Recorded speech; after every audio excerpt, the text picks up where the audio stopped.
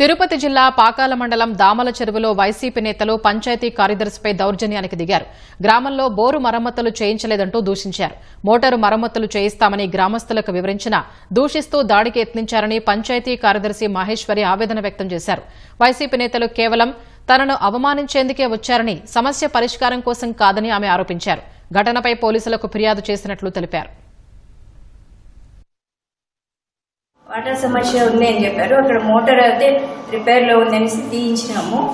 తీయించిన తర్వాత అక్కడ ఉన్న పంప్ ఆపరేటర్ కేబుల్ పైపులు అప్పగించేసి మెకానిక్ వచ్చారు.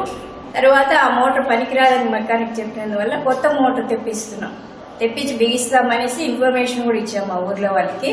పంప్ ఆపరేటర్ కూడా విషయం తెలుసు. తక్కువ వస్తాడని సరే 2 రోజులు బిగిస్తామని చెప్పాము.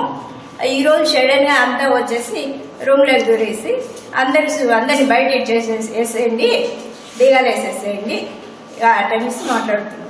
కుమారస్వామి రెడ్డి ఆ గ్రామస్తుల్లో కొంతమంది 20 మంది దాకా వచ్చిండ్రు. అంటే వాళ్ళు వచ్చిన సమస్య మీద రాలేదు, వాళ్ళు ఇక్కడికి ఏదో దీని మీద వచ్చేసి ఈడ్చి బయట వేసి లాక్ చేసుకొని వెళ్ళాము అన్న దీంతో ఉద్దేశంతో వచ్చారు. కానీ సమస్య గురించి అయితే ఆడు ఎవరు క్లియర్ గా మాట్లాడలేదు.